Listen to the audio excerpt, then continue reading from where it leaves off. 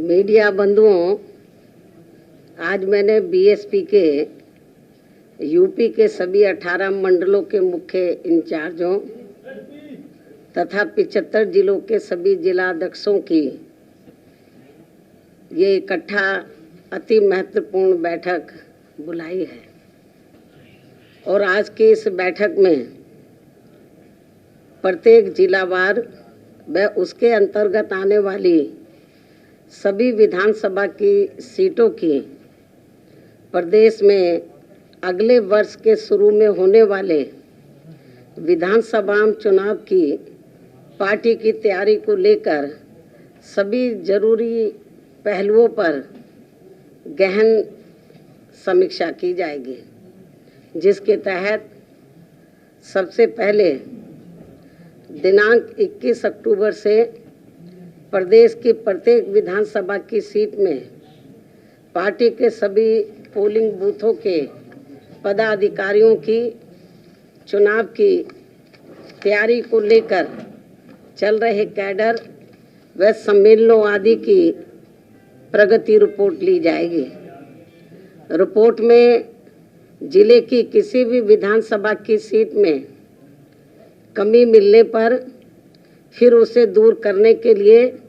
अब इन्हें केवल 1 सप्ताह का ही समय दिया जाएगा। इस प्रकार से प्रदेश की सभी 403 विधानसभा की सीटों पर पार्टी की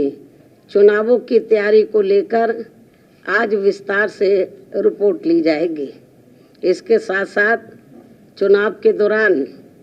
पार्टी के सभी छोटे बड़े पदाधिकारियों व कार्यकर्ताओं को तथा पार्टी के उम्मीदवारों को भी किन किन खास बातों का ध्यान रखना है,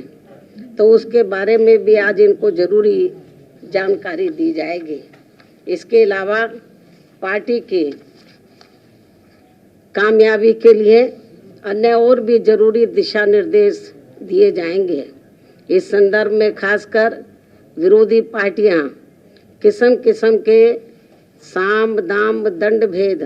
आदि हथकंडे इस्तेमाल करके जो ये अपने अपने पक्ष में हवा बनाने में लगे हैं, तो उससे भी इनको सचेत किया जाएगा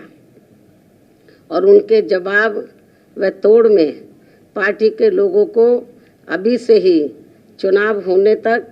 क्या क्या जरूरी कदम उठाते रहना है, तो उसके बारे में भी आज इनको काफ़ी कुछ विस्तार से जानकारी दी जाएगी। इसके साथ ही बीजेपी, सपा व अन्य विरोधी पार्टियां भी अपनी अपनी कमियों पर पर्दा डालने के लिए जो ये इस चुनाव को हिंदू मुस्लिम रंग देने में पूरे जी जान से लगी हैं, तो उससे भी पार्टी के लोगों को शहर शहर व गांव गांव में जाकर अभी से ही सावधान करने का भी कार्य शुरू कर देना है। इसके बारे में भी आज की बैठक में इनको बताया जाएगा, जिसे फिर ये लोग अपने अपने क्षेत्र में जाकर बताएंगे। इसके अलावा यहाँ मैं ये भी कहना चाहूँगी कि प्रदेश में जो भी विरोधी पार्टी यहाँ सत्ता में आसीन रही है और भाजपा अभी भी सत्ता में आसीन है, तो इनकी सरकार की रही आम जन विरोधी नीतियों के बारे में बताने के साथ साथ बीएसपी सरकार की रही जनहितैषी नीतियों के बारे में भी पार्टी को प्रदेश की जनता को जरूर बताना है, ताकि यहाँ फिर से सन 2007 की तरह ही पुनः अपनी पूर्ण बहुमत की सर्वजन हिताय व सर्वजन सुखाय की नीतियों पर आधारित सरकार बन सके।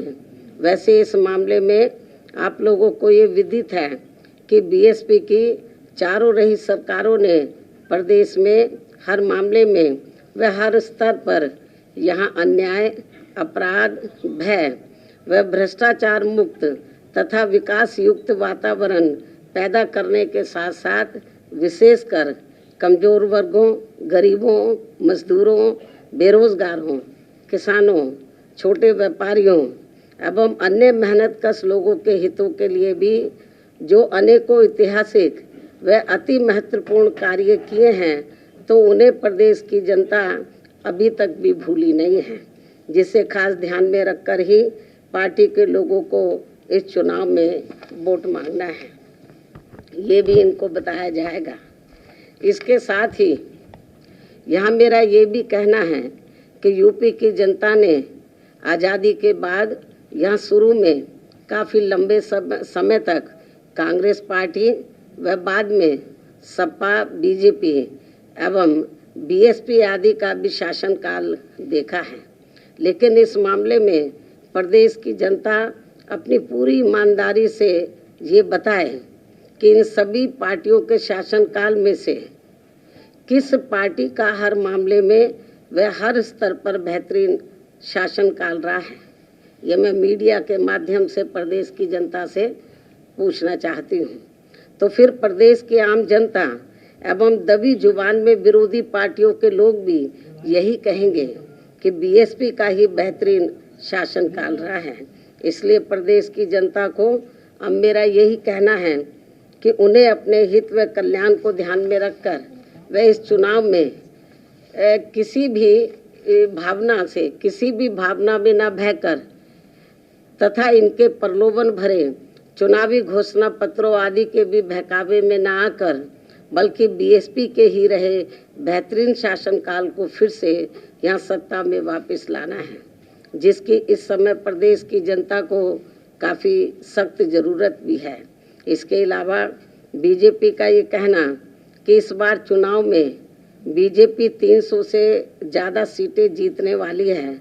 तो इसमें अभी कोई ज़्यादा दम हमें नज़र नहीं आता है, वरना फिर ये पार्टी चुनाव होने से कुछ समय पहले यहाँ आए दिन ताबड़तोड़ असंख्य घोषणाएं, शिलान्यास एवं अधकच्चे कार्यों के उद्घाटन व लोकार्पण आदि नहीं करती। साथ ही ये पार्टी अपने केंद्रीय नेताओं व केंद्र सरकार के वरिष्ठ मंत्रियों को भी अब यहाँ थोक में नहीं भेजती।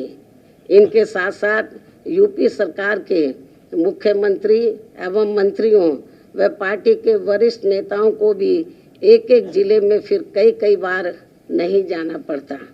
तथा ना ही इनको चुनाव घोषित होने से कुछ समय पहले यहाँ प्रदेश की जनता को व छात्रों आदि को भी किस्म किस्म के लालच आदि नहीं देने पड़ते। यदि यही स्थिति हमें काफ़ी कुछ सपा व अन्य विरोधी पार्टियों की भी देखने के लिए बीएसपी की जरूर इस बार बीएसपी ही जरूर सत्ता में आने वाली है और इसका मुझे अपने जमीन से जुड़े कार्यकर्ताओं व छोटे बड़े पदाधिकारियों आदि पर पूरा भरोसा भी है, जो मेरे दिशा निर्देशन में अपने अपने क्षेत्र की प्रत्येक विधानसभा में उसके सभी पोलिंग बूथों के क्षेत्र में वहाँ के लोगों को हर मामले में चुनावी तौर पर जागरूक करने में लगे हैं। वैसे भी अब प्रदेश की जनता वास्तव में यहाँ परिवर्तन चाहती है और अब वह बीएसपी को इस सत्ता में लाने का अपना काफ़ी कुछ मन बना चुकी है। इस उम्मीद व भरोसे के साथ ही अब मैं अपनी बात यही समाप्त करती हूँ। धन्यवाद।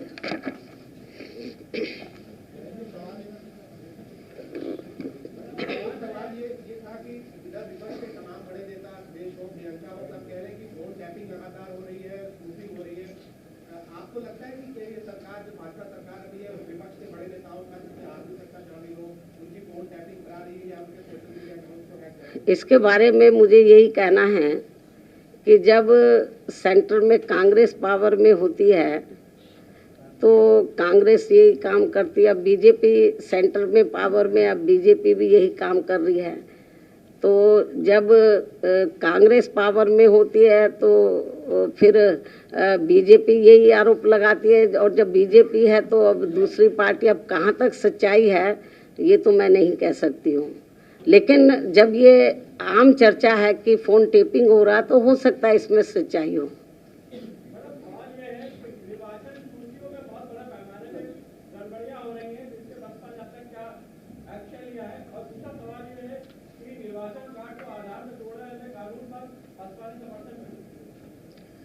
इसके बारे में मैं आपको ये बताना चाहती हूँ कि अभी जो आप वो त्रुटि की बात कर रहे हैं तो हमारी पार्टी के लोग अपने अपने ज़िले में जब इनको उधर के जिला निर्वाचन अधिकारी बुलाते तो अपनी त्रुटियां वहाँ पर ये रखते हैं। और इसके अलावा जो आपने दूसरा सवाल पूछा है कि वोट को जो है आधार कार्ड से जोड़ने वाली बात है, तो मैं इसके बारे में हमारी पार्टी का मत ये है कि ये बहुत महत्वपूर्ण मामला है और इसको जल्दबाजी में पार्लियामेंट से ये पास कराना मैं समझती हूँ ये ठीक नहीं है। इसके ऊपर पार्लियामेंट में पास कराने से पहले या इसको बिल को पास कराने से पहले सेंट्रल गवर्नमेंट की जिम्मेवारी बनती थी कि लोकसभा और राज्यसभा में इस पर खुली पहले बहस होनी चाहिए थी और ये बहस नहीं हुई, जल्दबाजी में इसको हाउस में लाया गया है। तो हमारी पार्टी इससे सहमत नहीं है क्योंकि ये मामला अति गंभीर है।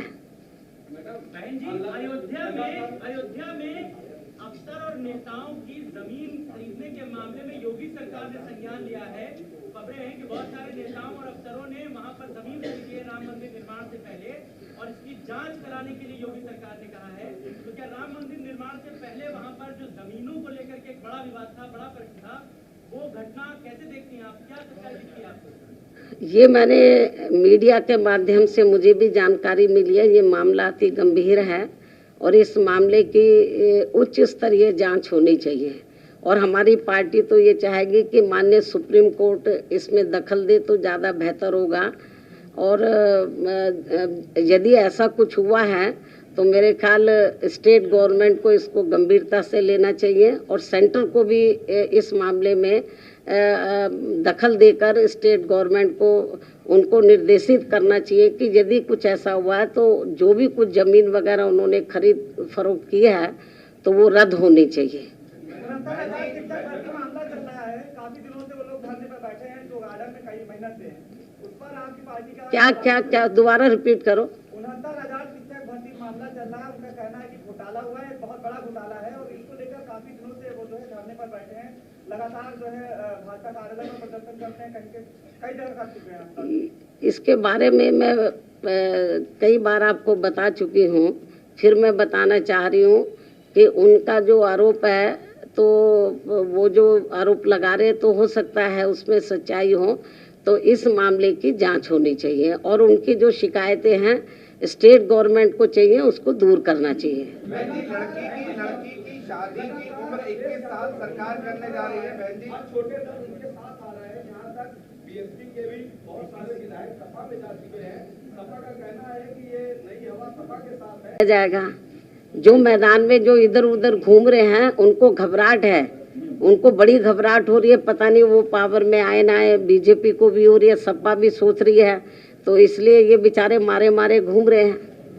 तो हमारी पार्टी के लोग अपने जमीन पे उधर जो है हर पोलिंग बूथ स्तर पर अपने काम में लगे हैं और जब वक्त आएगा तो आपको बता दिया जाएगा कि मैं मैदान में कब निकल रही हूँ। लड़की की शादी की उम्र सीमा 21 साल हो गई है, इम्प्लीमेंट होने जा रहा है, इसका आपका क्या कहना है? क्या बोला?